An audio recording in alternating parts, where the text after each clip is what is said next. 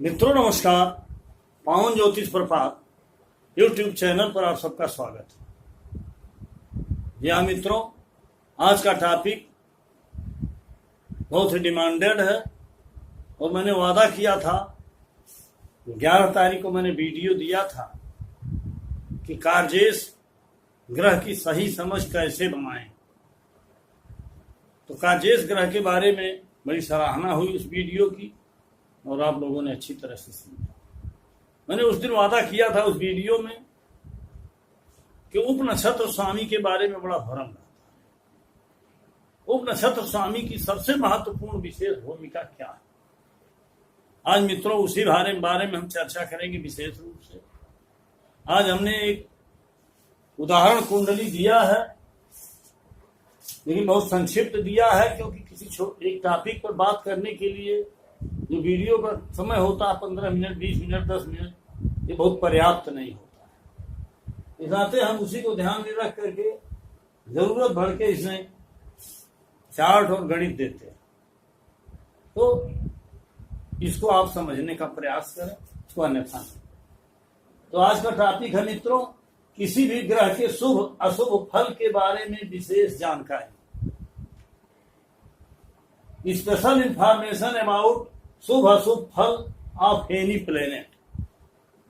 जी हाँ मित्रों, आगे बढ़ने से पहले आपसे आग्रह है कि अगर मेरे चैनल को अब तक सब्सक्राइब नहीं किए हैं तो नीचे का लाल बटन दबाकर सब्सक्राइब कर दें और बगल में जो बेल आइकन आती है उसे पुश जरूर कर दें, ताकि प्रत्येक वीडियो का नोटिफिकेशन तत्काल आप तक पहुंचे।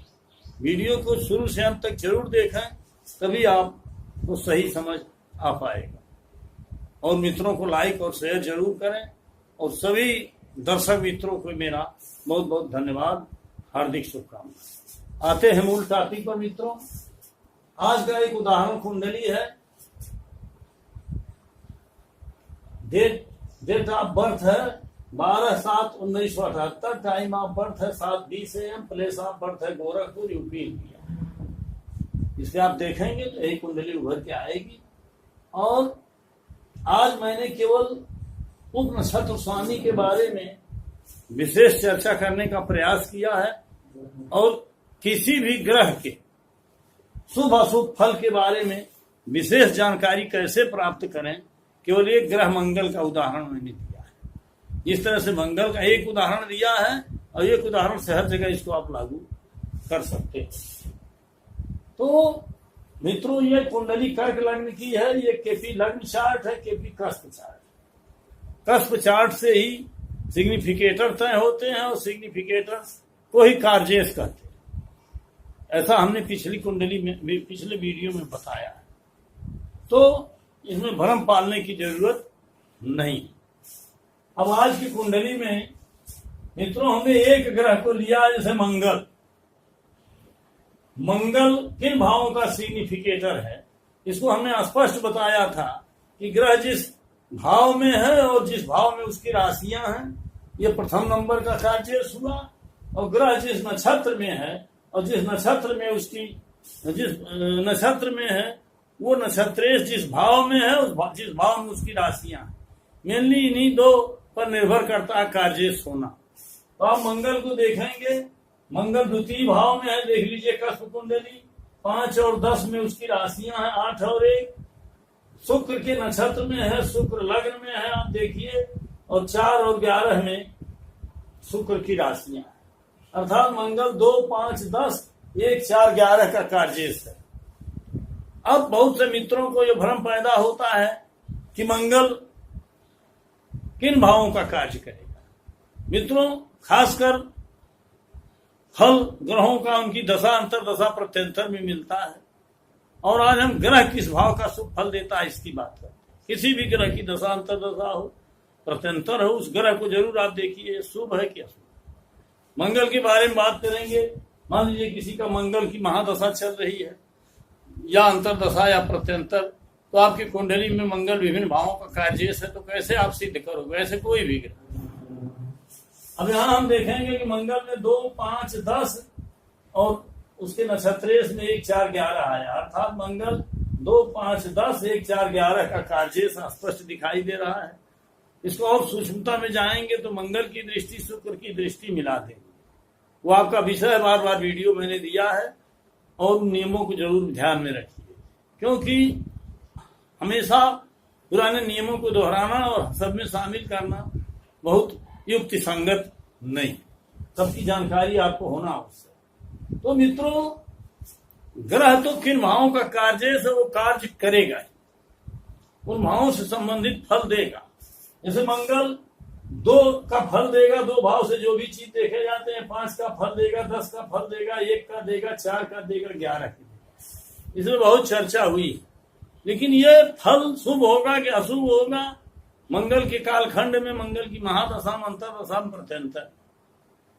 मित्रों, शुभ और अशुभ की परिभाषा अब तक हमने विभिन्न रूपों से जाना है। शुभ का मतलब जो शुभ होता है स्वभाव में, उसको शुभ ग्रह कहते हैं। जो अशुभ होता है स्वभाव में, उसको अशुभ ग्रह कहते हैं। शनिश्चर राहु केतु को अक्सर हम मान लेते हैं अशुभ है। मंगल सूर्य को हम मान लेते हैं उग्र और क्रूर है। बुध शुक्र चंद्रमा बृहस्पति को मान लेते हैं शुभ है। ऐसा नहीं है, वो जिस भाव का कार्य है उनका कार्य तो करेगा, लेकिन वो शुभ हो फल देगा कि अशुभ उन भावों का, यह हमको देखना है। आज का महत्वपूर्ण स्थान है, क्योंकि जो हमारे कार्य को सिद्ध करे वो हमारे लिए शुभ, हमारे मन की बात को जो पूरा करे, हमारी मनोकामना जो पूरी करे, वो हमारे लिए शुभ है, चाहे वो राहु हो, चाहे शनिश्चर, चाहे बृहस्पति हो। अब यहाँ आप देखेंगे उप नक्षत्र स्वामी की भूमिका आती है। मित्रों, स्पष्ट बता दें कि किसी भी ग्रह का उप नक्षत्र स्वामी उस ग्रह के शुभ अशुभ फल को बताता है।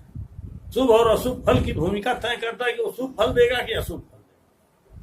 तो यह देखना जरूरी है। उप नक्षत्र स्वामी को भी अलग तरीके से आप ट्रीट करें।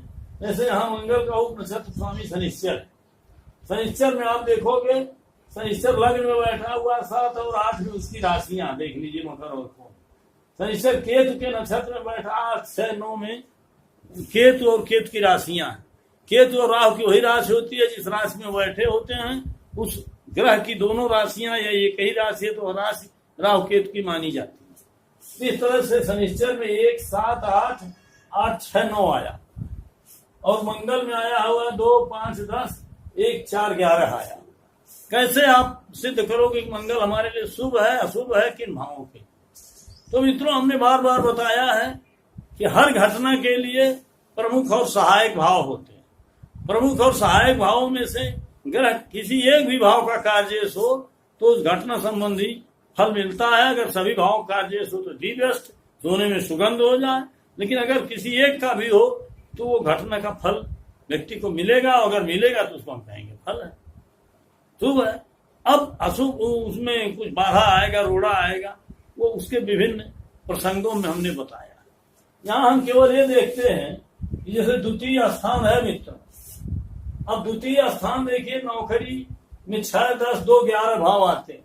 मतलब कोई ग्रह या कस्पल सिग्निफिकेटर उस भाव का 2, 6, 10, 11 में से किसी भाव कार्य हो तो नौकरी मिलती है। मंगल में आप देख लीजिए 2 आया, अब 11 भी आया है। लेकिन ये 2, 11 में से कोई भाव, इसके भाव समूह मतलब 2, 6, 10, 11 में देखिए, मंगल में 2, 10, 11 तीनों आया। नौकरी के लिए 6, 10, 2, 11 है। पदोन्नत के लिए भी 10, 6, 2, 11 है। कोर्ट केस के लिए भी 6, 10, 11 है। ये 3 चीजें हमने दिया है। ये प्रमुख और सहायक भाव हैं, आपको बार बार बताया गया। अब आप इसमें देखो कि 2, 10, 11 आया है, अर्थात 10, 11, 2 आया है, तो नौकरी, पदोन्नति और कोर्ट केस के लिए मंगल में पावर है। लेकिन क्या उसका उप नक्षत्र स्वामी उसको सपोर्ट कर रहा है? उसके उप नक्षत्र स्वामी शनिश्चर में देखिए 6 आ गया। तो इस नाते 6 आने के नाते जो इसके 6 जिसमें जरूरी है, जैसे नौकरी और पदोन्नति, तो नौकरी और पदोन्नति के लिए तो मंगल शुभ है।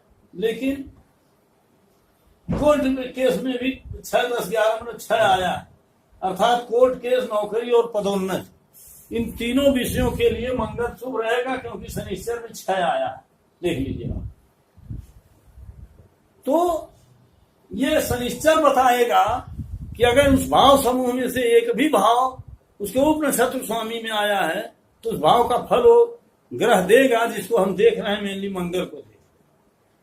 तो मंगल नौकरी भी देने की क्षमता रखता है, पदोन्नत कराने की भी क्षमता रखता है, कोर्ट केस में भी सफलता की क्षमता रखता है। ये मित्रों, ये पावर है मंगल में। और विभिन्न उसके मंगल के अंतर्दशा प्रत्यंतर में जहां जैसे बताया गया है वीडियो में, उसको आप मिलान कर लीजिएगा। हमारा कहने का मतलब नक्षत्र स्वामी से ये देखें कि किसी ग्रह में किसी भी ग्रह के शुभ अशुभ फल के बारे में कैसे जानकारी करें, इसके उप नक्षत्र स्वामी को देखें, वही बताएगा कि वो ग्रह शुभ है अशुभ है किन भावों के।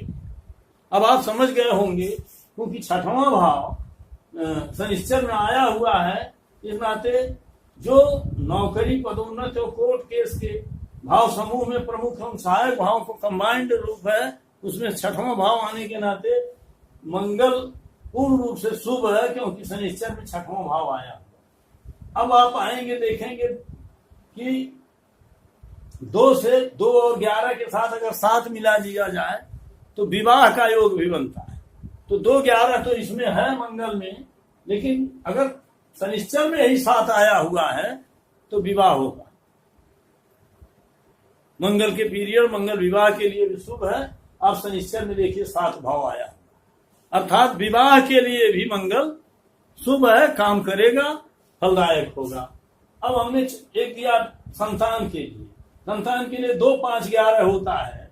मंगल में आप देख लीजिए कि 2, 5, 11 तीनों आया है, लेकिन शनिश्चर में 2, 5, 11 में से कोई भाव नहीं आया है। इस नाते संतान सुख नहीं है, संतान नहीं पैदा होगी। एक आशा की किरण लगती है, उसको आप ट्रेस कर लीजिएगा, हमने उसको गहराई से देखा नहीं, क्योंकि शनिश्चर केतु के नक्षत्र में है। केतु बहुआयामी ग्रह होता है। शनिश्चर की दृष्टियों पर भी आप दृष्टिपात करेंगे, अगर कहीं से भी केतु के द्वारा ही 2, 5, 11 में से कोई भाव इसमें प्रमुख और सहायक भावों में से आ गया तो संतान सुख के लिए भी है, अन्यथा नहीं। भले मंगल में है, लेकिन उस भाव चूंकि उसका उप नक्षत्र स्वामी उसको नहीं बता रहा है, इस नाते मंगल में वो भाव शुभता नहीं है। अब एक और मंगल की महादशा तो उसमें नहीं होगा, ऐसा नहीं है। मंगल में है वो पावर, लेकिन मंगल की अंतर्दशा, मंगल के प्रत्यंतर में मंगल वह विशेष एक ग्रह है जिसके प्रभाव में वो चीज नहीं होगी, उसके अंतर्दशाओं में होगा। इस बात को भी आप क्लियर समझिए। अब आता है संतति। 2, 5, 11 संतति के लिए नहीं ठीक है, शादी के लिए ठीक है। शिक्षा आता है मित्रों। देखिए शिक्षा में 4, 9, 11 है प्रमुख और सहायक भाव। अब देख लीजिए आप, मंगल में 4 और 11 है। अब आप देख लीजिए 4, 9, 11 में से शनिश्चर में कोई भाव है कि नहीं? देखिए 4, 9 है। इस तरह से शिक्षा के लिए भी मंगल का समय उपयुक्त है। आप समझ रहे हैं? तो शिक्षा के लिए भी शुभ है। अब घर बेचना, ये देखिए 10, 5, 6। आप देखिए 10, 5 इसमें आया हुआ है, 6 इसमें आया हुआ। अर्थात अगर बेचने का कार्य हो तो होगा। अब 4, 11, 12 नहीं है, नहीं तो खरीदने का काम होता, लेकिन वाहन सुख नहीं होगा इस मंगल के द्वारा, क्योंकि 11, 12 में से कोई भाव 4, 11, 12 में से इसमें नहीं है। इस नाते जो भाव आए हुए हैं उसी पर हमने विशेष ध्यान दिया है। तो मित्रों इसको ध्यान दीजिए। और यहाँ एक चीज और भी ध्यान देना है कि मंगल का हमने व्यक्तिगत बताया है कि इसमें शुभ अशुभ फल कितना है। मंगल की महादशा का नहीं बताया।